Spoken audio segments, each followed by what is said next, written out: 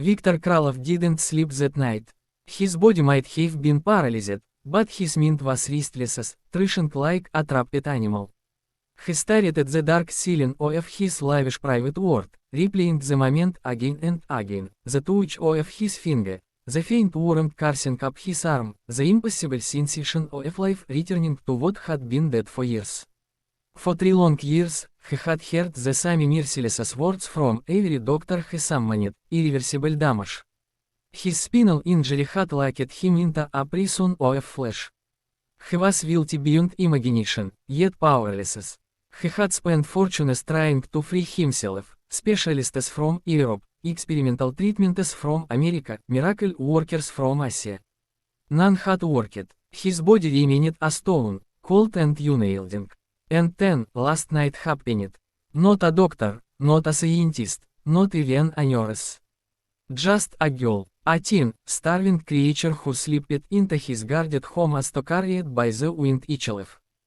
Her hair was tangled, her clothes no more than rags, her hands trembling from hunger. As she had looked so fragile, so utterly out of place amidst the still white machines and gold-plated furniture. Yet when she touched him, something moved inside him. It was absurd, impossible, and yet, he had felt it. By dawn, doubt clawed at him. Maybe it had been a trick of his desperate imagination. Perhaps his longing for freedom had invented the touch. He stared at his hand until his eyes burned, willing it to move again, whispering commands inside his mind: move. Move, please. But nothing happened. His hand lay still, cold and lifeless. Frustration soiled into anger. He cursed himself, cursed the doctors, cursed the ancient cruel world. He had been a king once, a titan who built empires with his bare hands. Now he couldn't even lift a finger. The humiliation was unbearable, and yet, beneath the anger, a single thought whispered, steady and certain, "SH will return." That evening, as rain lashed against the tall glass windows of his estate, the heavy oak door creaked open. Victor's heart jolted. SH had come back. SH slept inside quietly, her small form shivering, droplets of rain clinging to her tangled hair. Her cheeks were pale, her lips dry, but her eyes burned with that same strange light. SH walked across the gleaming marble floor, past the ceiling machines and the untouched trace of food, until SH stood before him. Victor didn't mock her this time. He didn't sneer as he might have done in the past. He only watched her, as though afraid SH might vanish if he blinked. "You come back," he said, his voice hoarse with something he couldn't name. "I said I would," SH replied softly, her tone steady. Her eyes flickered to the tray beside him, where roasted chicken and vegetables lay untouched, steam curling into the air. "Do you still have food?"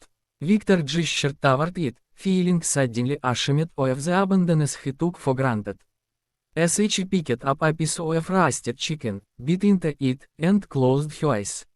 For a moment, her expression was so peaceful, so full of quiet joy, that Victor felt a pang deep in his chest.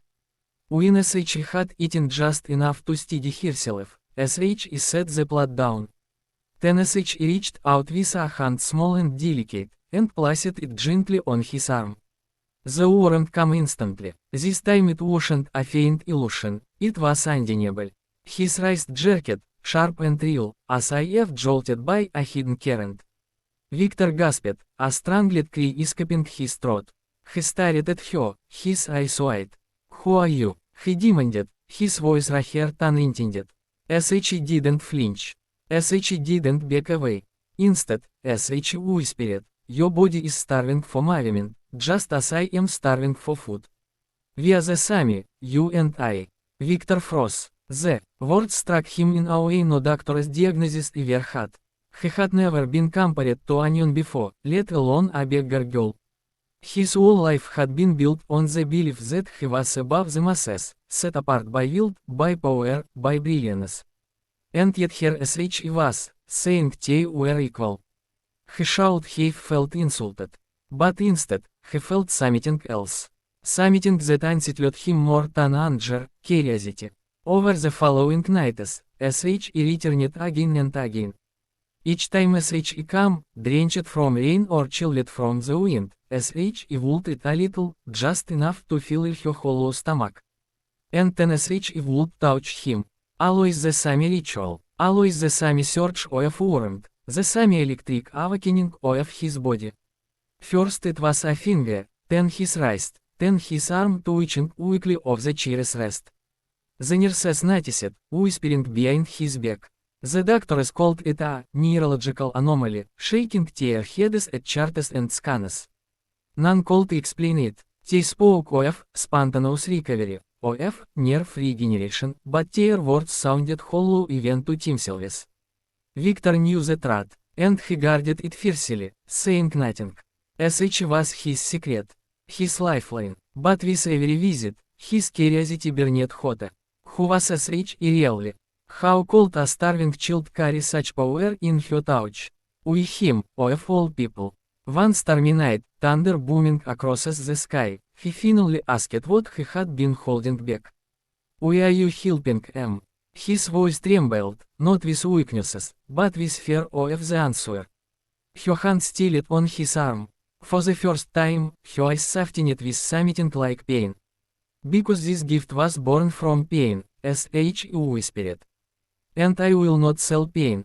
Victor frowned. He didn't understand. Sh swallowed, her voice breaking as Sh continued. "Years ago, my mother begged for bread outside your hotel. Your guards drove her away. Sh did that night, in the cold." Her words fell like stones in the silence. Victor's chest tightened. He remembered that winter, the crowd of beggars outside his luxury hotel. He had been hosting foreign investors, furious that the sight of poverty might stain his image. He had ordered the guards to clear the streets. He hadn't thought of their faces since.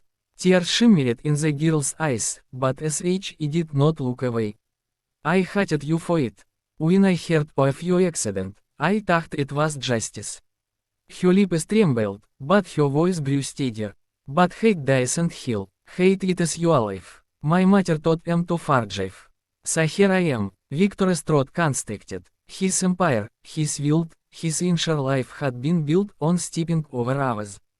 And now the child of one he had condemned was the one silent him. He wanted to speak, to apologize, to beg forgiveness, but no words came. And so, for the first time in decades, Viktor Kralov wept. Not with rage, not with frustration, but with shame. The girl reached out once more, her hand resting gently in his. And to his astonishment, his fingers curled weakly around hers. For the first time in years, he felt another human hand close around his own, not out of duty, not out of pity, but out of something deeper. That night, when Sh left, Sh carried with her not just bread, but something far greater, the beginnings of his repentance. Days turned into weeks, and with each passing day Viktor Kralov felt pieces of his prison falling away. Muscles that had been sealing for years stirred with hesitant life. First his fingers obeyed, then his wrists, then the faintest lift of his arm. The sensation was awkward, painful even, like being born again in middle age, but he welcomed it. Doctors surrounded him with charts, scans, and jargon. They called it neuroplasticity, nerve regeneration, even whispered about experimental breakthroughs. But none of their theories held weight. For them, it was a phenomenon they could not explain. For Victor, it was not science at all. It was her, Alina. He had finally asked her name, one evening when the room smelled faintly of rain and roasted chicken. Sh had whispered it as to unit mattered. To her, Sh was just another shadow among thousands of forgotten children. But to Victor, her name was an anchor in the storm that had become his life. Sh told him fragments of her story over time. Not in grand tales, but in little moments. Sh spoke of the narrow alley where Sh slept, curled against the cold bricks with scraps of cardboard for warmth. Sh spoke of scavenging for food in garbage bins, of finding half-eaten bread and treating it as treasure. Yet, somehow, her words never dripped with bitterness. Sh described the way the stars blinked above the city like candles of hope, how raindrops sparkled in the gutters like jewels, and how her mother used to sing lullabies when her stomach was empty. Victor listened, humbled, as to hearing life for the first time. The man who once barked orders at boardrooms now sat silent, absorbing the quiet wisdom of a child who had nothing. He had spent his life chasing wild, building towers of glass and steel, demanding the world bend to his will. Yet Alina, with nothing but a fragile frame and eyes too old for her years, commanded him more completely than anyone ever had. One evening, as golden city lights twinkled through the tall glass walls, he said to her, "Alina, I will drive you home. You'll never starve again. I'll make you richer than you ever dreamed. Just stay here with them." But Sh shook her head, firm as stone. "I don't want riches. I don't want palaces." Sh turned, pointing toward the streets below where countless unseen children like her struggled to survive. "I want you to change. Not for them. Feed them, shelter them, heal them, the way I healed you." Her words pierced him deeper than any surgeon's scalpel.